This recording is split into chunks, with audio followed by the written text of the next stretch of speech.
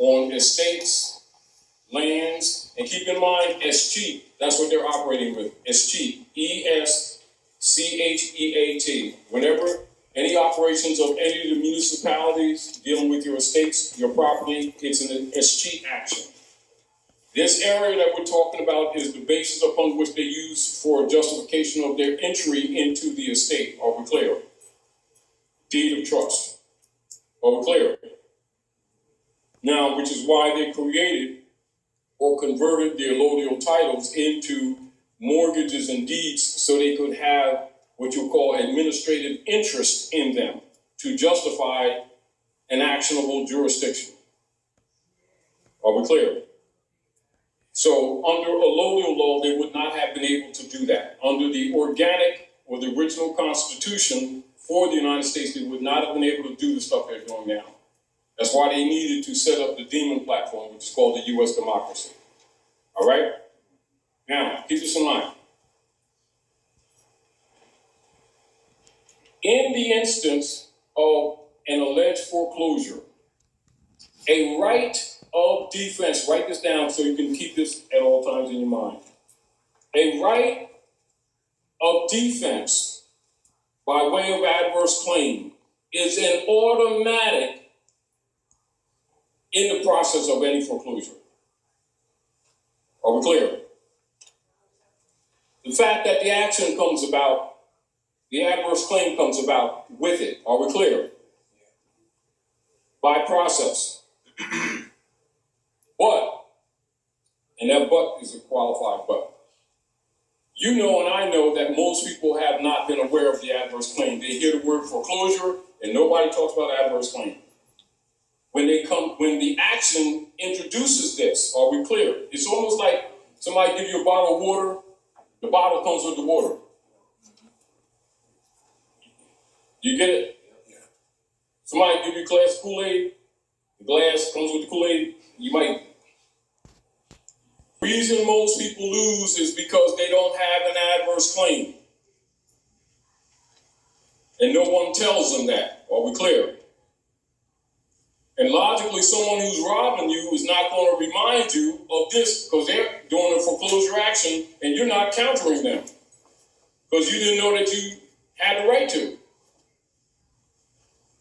And it should be written in the agreement in the first place. Are we clear? This is why all foreclosures are called abandonments. What they're saying is that you abandon your adverse claim. Are we clear? So, I'm not going to continue on that. I'm going to go back up a little bit to the original contracting.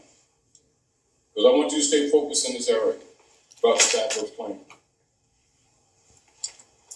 The promissory note that's attached to the mortgage, and of course to the deed of trust stuff, is the trick that they use to convert so-called payments that you think that you're making with the private commercial paper that they told you was money, which it isn't. It's private commercial paper. Write that down.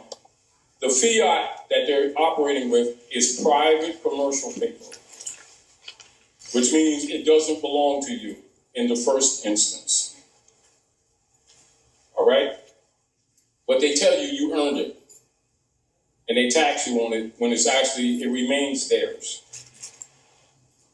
That's how they tax you, because it's not yours. And then they get you to agree to keep calling it money, which makes you contemptuous because you're lying, because it's not money. And therefore they can put the liability of its debt on you, since you confessed that it's money, when it's not. A little louder. Yeah, and saying you made payments which you have not done. So they write into the mortgage deed dolus, which means gift. See, so that way, on that surface, they didn't lie. So every time you say you made the payment, you lying. Exactly. Exactly. They set you up from the beginning. So what did you say then? This is why we're talking about the adverse claiming. That's what I'm trying to say. I'm going with a lot of other things to give you a picture.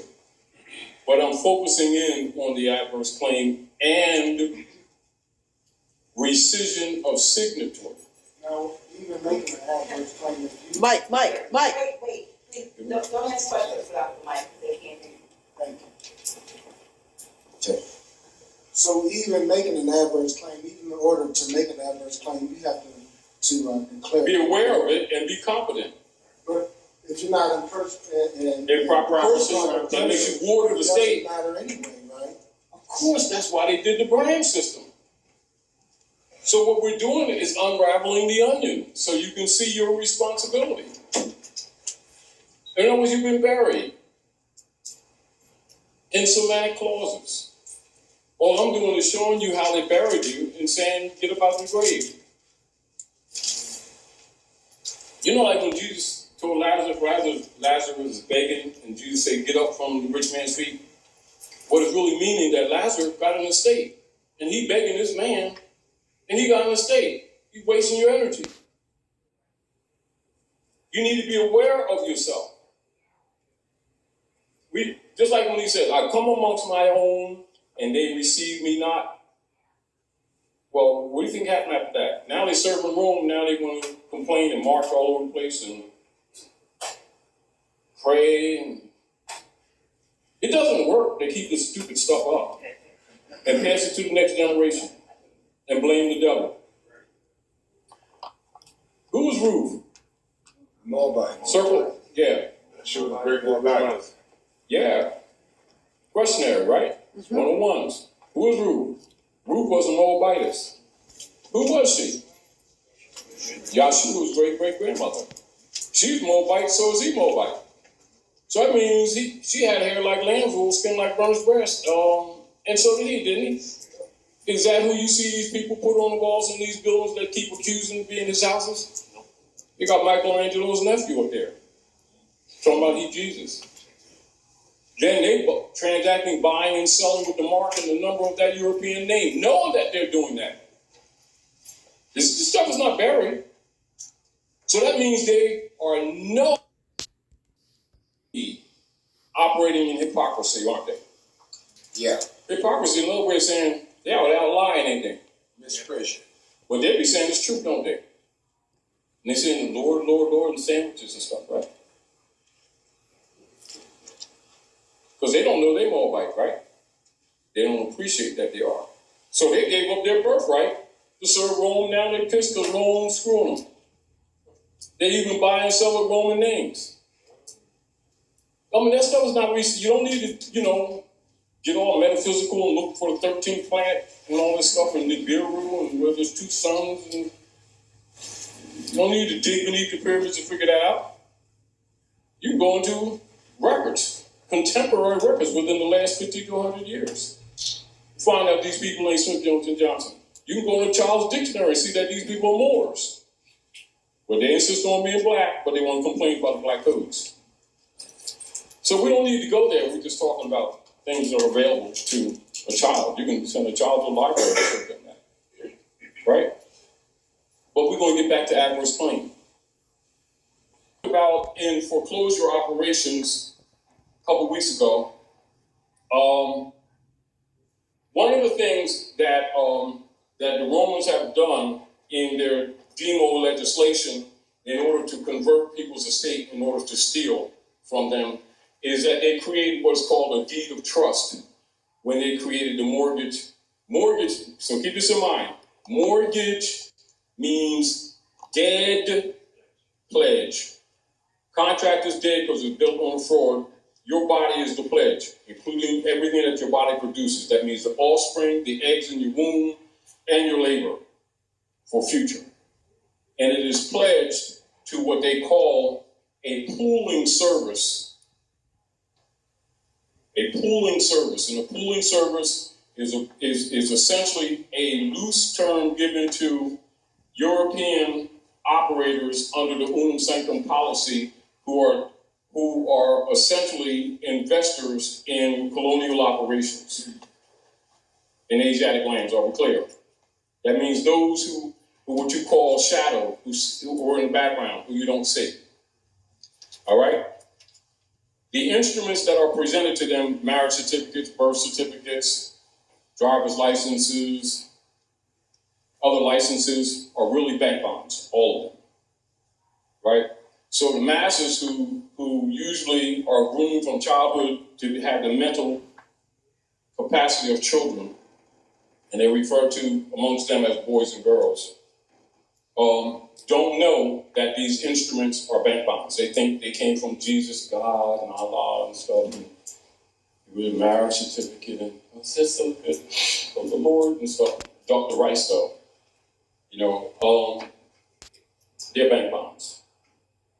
And then they bundle them together and they sell them on the stock market.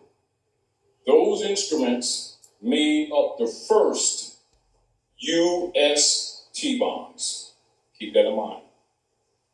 The first U.S. T-bonds for the United States Service Corporation, which Lincoln bankrupted in 1860. And this is a synopsis.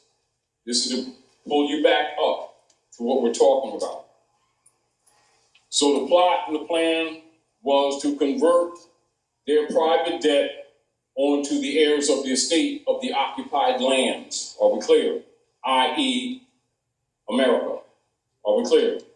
This is why you will see their CEOs will never say President of the United States Service Corporation. They'll say the American President. When they make that statement, that's an unum sanctum statement. Because they talk about the American continent. America's not a country, it's a continent.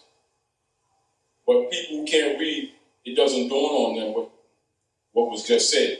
So most people aren't able to see in layers, so they don't see that he's talking in layers. And that would be called semantics. All right? In linguistics, that would be called semantics. All right? And so this is also why they can often make contracts and give them to people who don't see in layers and get over on. Like, for instance, as an example, like say this area here.